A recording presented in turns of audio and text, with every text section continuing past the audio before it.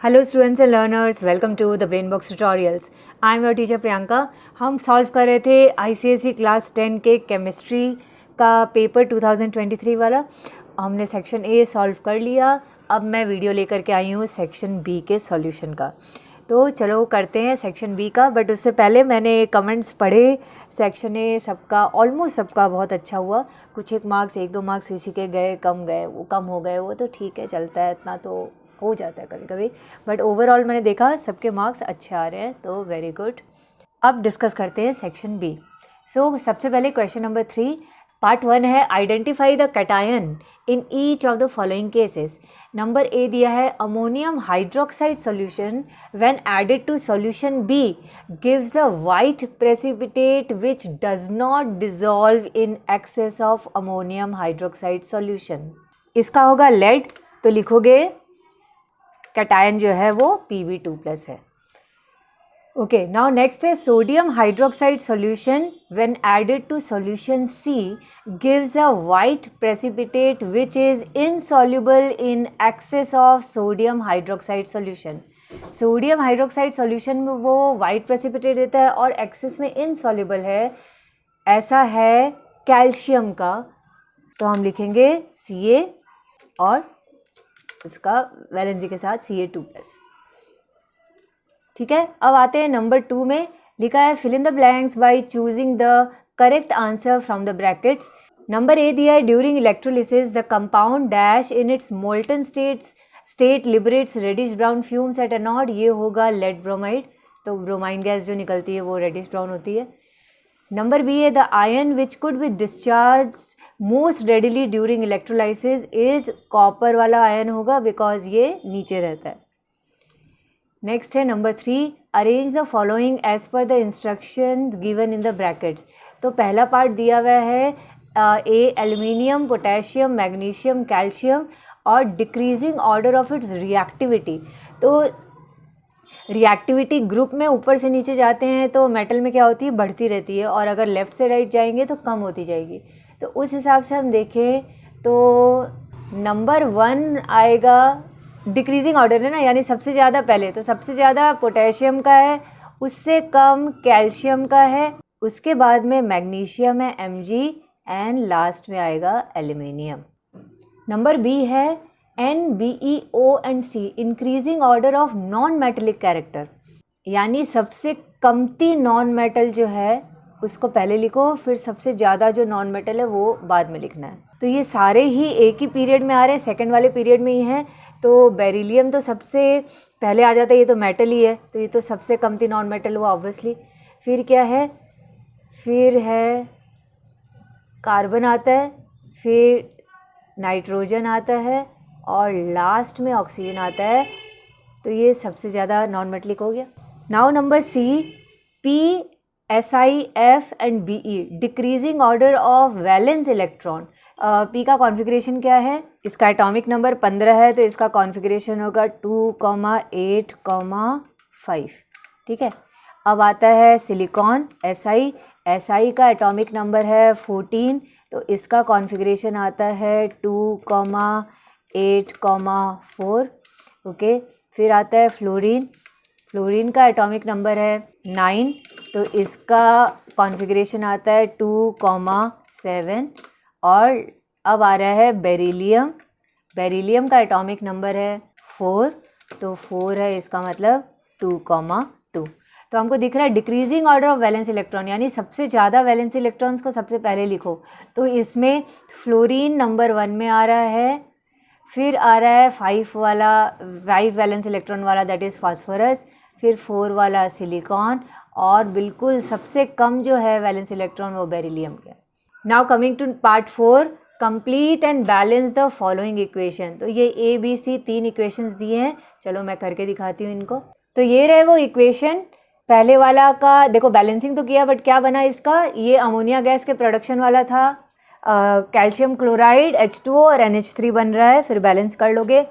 फिर copper sulphate और NH4OH में था, क्या था, कॉपर हाइड्रोक्साइड बनता है, अमोनियम सल्फेट बनता है, और कॉपर विथ कॉन्सेंट्रेटेड HNO3 का था कॉपर नाइट्रेट H2 और नाइट्रोजन डाइऑक्साइड गैस बनाता है, क्योंकि कॉन्सेंट्रेटेड है, अगर डाइल्यूट होता तो तो नाइट्रिक ऑक्साइड NO बनता, ठीक है। Now coming to question number 4, इसका पार्ट 1 लिखा हुआ है, state a relevant reason for the following. Part A दिया है, hydrogen chloride gas can not be dried over quick lime. Quick lime मतलब कैल्शियम ऑक्साइड होता है, तो calcium oxide is basic in nature and hydrogen chloride gas being acidic reacts with quick lime. Now number B है, ammonia gas is not collected over water because ammonia gas is highly soluble in water. Now coming to part 2, लिखा है identify the alloy in each case from the given composition. Number A है aluminium, magnesium, manganese and copper, ये सारे जिस alloy में है वो है ड्यूरेल्यूमिन, ठीक है। नाउ नंबर बी है iron, nickel, chromium and carbon, ये होगा stainless steel, stainless steel. Now coming to 4 part 3, लिखा है solve the following numerical problem. Ethane burns in oxygen according to the chemical equation, equation दे दिया और लिखा है if 50 millilitre of ethane is burned in 300 millilitre of oxygen, find the composition of the resulted gaseous mixture when measured at room temperature. Okay, let's do this sum. तो ये रहा वो सम, देखो मैंने ये करके दिया 2 volume of methane, 7 volume of oxygen, 4 volume of carbon dioxide और वाटर, क्योंकि लिक्विड होता है इसलिए हम नील ले लेते हैं, या लिख लो 6 वॉल्यूम है बट हम मानेंगे नहीं नील है। तो सबसे पहले हम देखेंगे कार्बन डाइऑक्साइड कितना बना, तो हमने मीथेन के साथ किया, कम वाले के साथ, कि 2 वॉल्यूम मीथेन 4 वॉल्यूम बनाता है तो 80 मिलीलीटर बनाएगा, 160 millilitre of carbon dioxide gas, ये पहला हो गया। एंड फिर हमने देखा कि शायद पूरा ऑक्सीजन यूज़ नहीं हो रहा है, कुछ अनयूज्ड ऑक्सीजन रह रहा है, तो वो पार्ट भी निकालोगे कि 2 वॉल्यूम ऑफ मीथेन जो है वो 7 वॉल्यूम ऑफ ऑक्सीजन चाहिए उसको, तो हम देखेंगे 80 मिलीलीटर को सिर्फ 280 चाहिए, इसका मतलब 300 में से 20 अनयूज्ड रह जाता है। तो रिजल्टेंट कॉम्पोजिशन में दोनों बताओगे कि 160 मिलीलीटर ऑफ कार्बन डाइऑक्साइड भी रह गया और 20 मिलीलीटर ऑफ अनयूज्ड ऑक्सीजन भी रह गया। नाउ कमिंग टू पार्ट 4, लिखा है the following questions are pertaining to the laboratory preparation of ammonia gas from magnesium nitride. Okay, number A दिया, write a balanced chemical equation for its preparation, ठीक है, अभी कर देते हैं। तो ये रहा वो इक्वेशन, मैग्नीशियम नाइट्राइड वाटर के साथ में मैग्नीशियम हाइड्रोक्साइड बना रहा है और अमोनिया गैस प्रिपेयर हो जाता है, फिर बैलेंस कर दोगे। नंबर बी पूछ रहा है why is this method seldom used. तो सेल्डम इसलिए यूज होता है because it is a costly method. Okay, now number C है how do you identify the gas form, यानी अमोनिया को हम कैसे आइडेंटिफाई करते हैं। तो एक बहुत ही इसका इम्पॉर्टेंट टेस्ट था, HCl गैस को जब हम डिप करके लाते हैं एक ग्लास रॉड में और इसके पास रखते हैं, अगर ये अमोनिया गैस होगी तो क्या निकलेगा, डेंस वाइट फ्यूम्स। तो हम वही पार्ट लिख देंगे, dense white fumes of ammonium chloride is formed if a glass rod dipped in HCl gas is brought near ammonia gas. तो ये डेंस वाइट फ्यूम से हमको पता चल जाता है। Okay, now coming to question number 5 part 1, लिखा है write one use of the following alloy. तो पहला दिया है ब्रॉन्ज, तो ब्रॉन्ज के तो वन यूज बोल रहा है तो स्टैचूज लिख दो, मेडल्स लिख दो, ठीक है, तो वो वाला यूज लिख सकते हो। सेकंड है फ्यूज मेटल, तो फ्यूज मेटल का तो हम वो फ्यूज का ही जो यूज है वो लिख सकते हैं कि for making fuse to prevent electrical equipments from over current, ठीक है। Now coming to part 2, draw the electron dot structure for the following. पहला है अमोनियम आयन बनाना है, नंबर बी है a molecule of nitrogen. Okay, let's make this.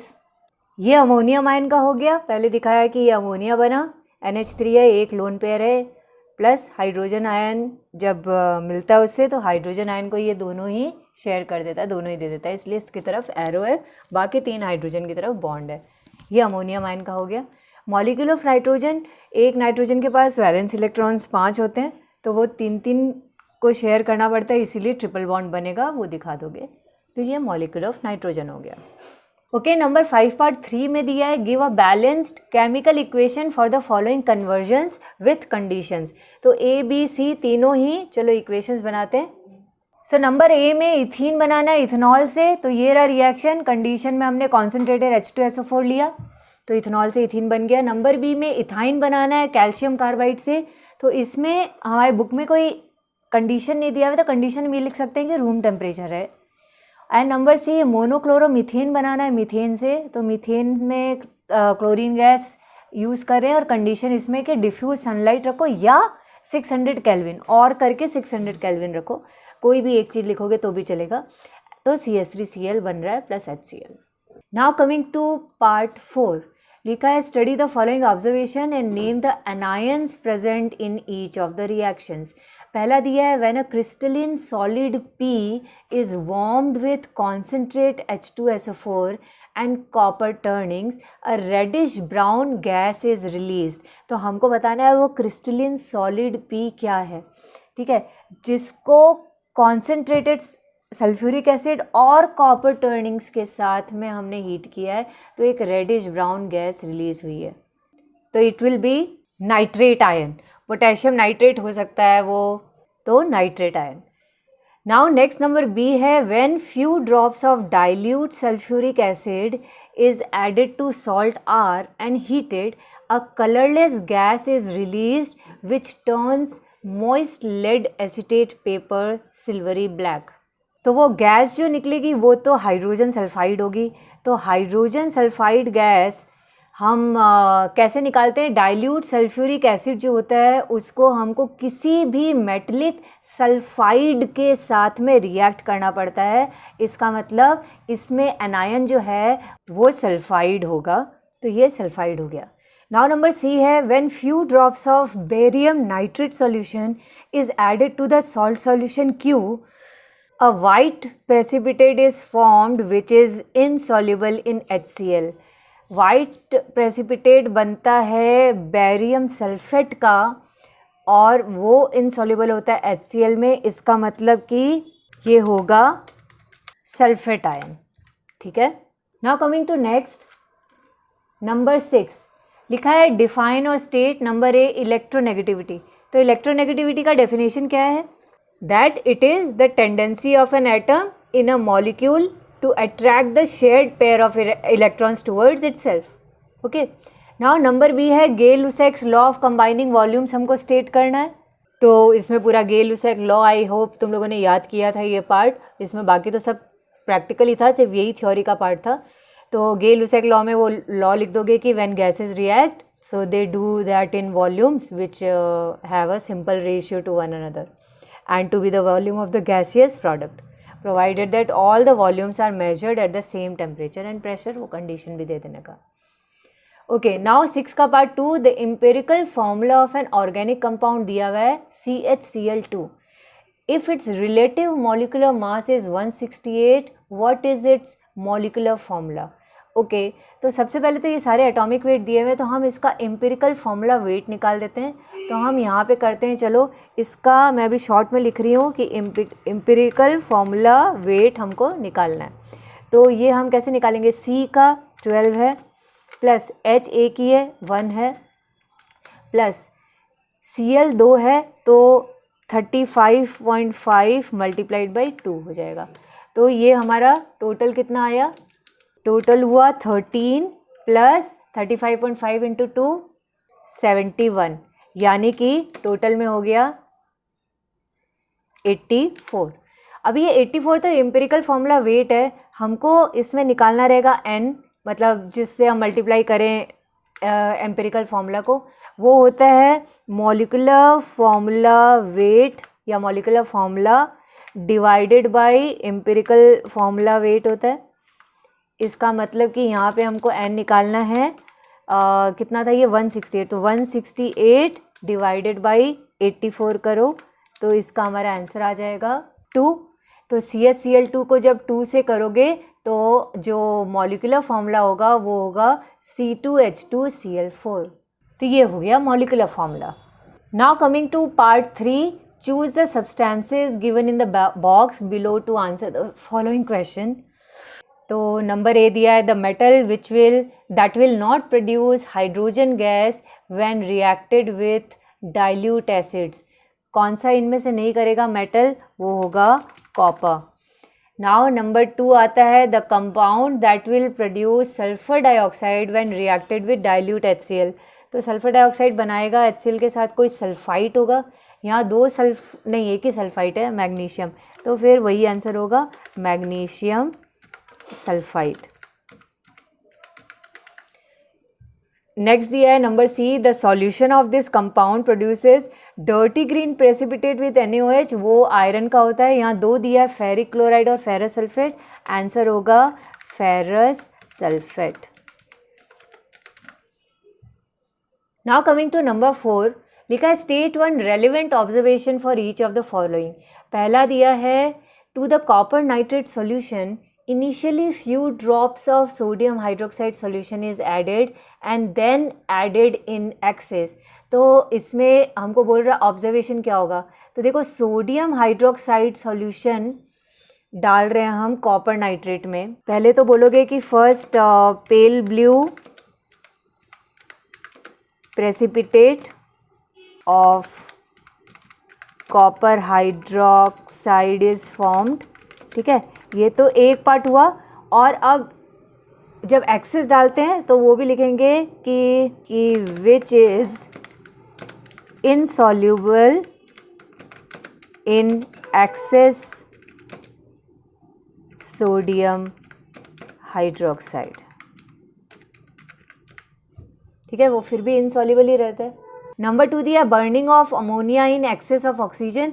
जब ammonia को हम एक्सेस ऑक्सीजन में बर्न करते हैं तो नाइट्रोजन गैस निकलती है और इसीलिए जो अमोनिया जलता है वो ग्रीनिश येलोइश फ्लेम से जलता है। तो वही लिखोगे कि ammonia Burns with yellowish green flame because of the presence of nitrogen gas, ठीक है, वो पार्ट भी बता दोगे। Now next dry ammonia gas is passed over heated PBO। जब हीटेड PBO पे पास करते हैं तो PBO का कलर चेंज हो जाता है। PBO जो होता है वो येलोइश कलर का होता है या हल्का रेडिश कलर का होता है। तो जब हम ड्राई अमोनिया गैस पास करते हैं तो वो लेड में कन्वर्ट हो जाता है, यानी कि सिल्वरी ग्रेइश मेटल में कन्वर्ट हो जाता है। तो वही बोलोगे कि colour of PBO changes from reddish yellow, ये तो पहले था, टू ग्रे कलर का हो जाता है, तो ग्रे कलर का हो। नाउ करते हैं क्वेश्चन नंबर 7। लिखा है नेम द फॉलोइंग। 1 में नंबर ए है organic compounds with same molecular formula but different structural formula, उनको हम क्या बोलते हैं, they are called isomers. Number B दिया है group of organic compounds where the successive members follow a regular structural pattern, successive compounds differ by CH2 group. तो उस group को हम क्या बोलते हैं, that group is known as homologous series, ठीक है। आई होप ये तो इजी था, तुम लोगों ने ठीक ही किया होगा। नाउ नंबर 2 है give reason for the following. पहला दिया है ionisation potential decreases down a group.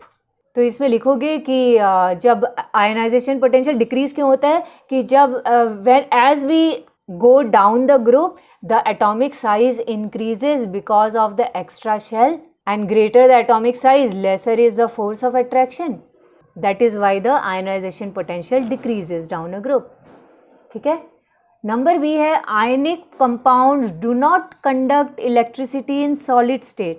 इसका रीज़न होगा that they are strongly held by the strong electrostatic force in solid state, and that is why the molecules or the particles cannot move and it does not conduct electricity in solid state. Now coming to part 3, लिखा है calculate, number A में दिया है the percentage of phosphorus in the fertiliser super phosphate, ये formula दे दिया, correct to 1 decimal point हमको निकालना है। फिर दिया है next right the empirical formula of C8H18, ये तो खैर बी है, पहले ए देखते हैं। तो फॉस्फोरस का परसेंटेज निकालना है, सबसे पहले तो हमको इस फर्टिलाइज़र का मॉलिक्यूलर वेट निकालना पड़ेगा। तो चलो करते हैं ये सम। सबसे पहले इस फर्टिलाइज़र सुपर फॉस्फेट का हम मॉलिक्यूलर वेट निकालते हैं। तो कैल्शियम ए की है तो इसका हम लेते हैं 40 प्लस ये H2O4 जो पूरा है ये पूरे 2 है तो 2 टाइम्स ले करके, या हम अलग अलग भी कर सकते हैं, 2 इंटू H2 लिया मतलब 1 इंटू 2, तो 2 ये 2 इंटू 2 ये हुआ हाइड्रोजन का, प्लस फॉस्फेट मतलब फॉस्फोरस भी 2 है तो 2 मल्टीप्लाइड बाई फॉस्फोरस का है 31 लिया, प्लस ऑक्सीजन 4 2 8 है तो ऑक्सीजन को किया 8 मल्टीप्लाइड बाई ऑक्सीजन, टोटल कितना है 16 है।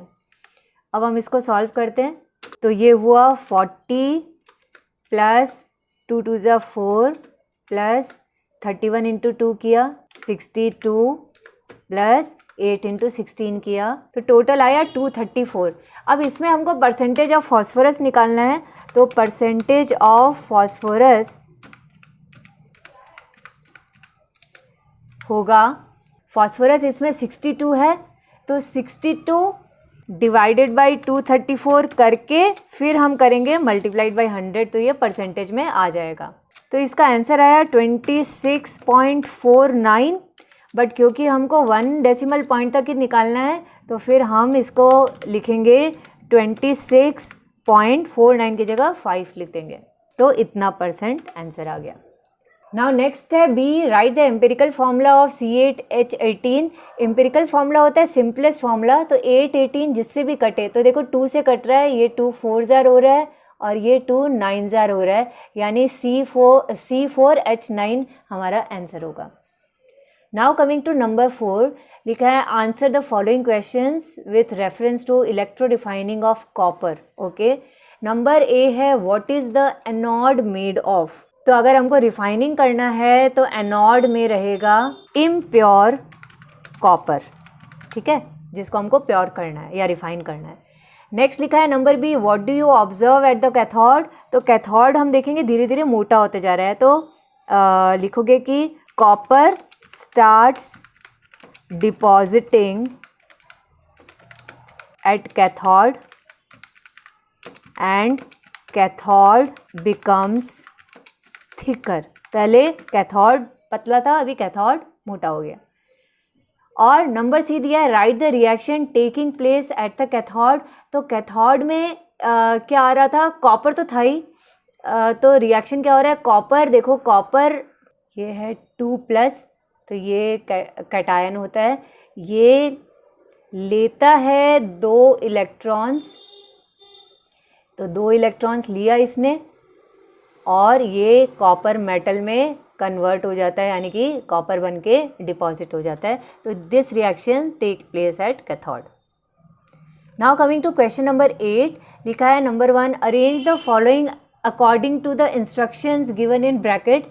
पहला ए में ये 4 दिए हैं, लिखा है in the increasing order of the molecular weight. देखो किसका मॉलिक्यूलर वेट ज़्यादा होगा, सबसे कम इसमें, क्योंकि इंक्रीजिंग ऑर्डर है ना, तो देखो सबसे कम मॉलिक्यूलर वेट तो CH4 का है, तो ये इंक्रीजिंग ऑर्डर में नंबर 1 में आ रहा है।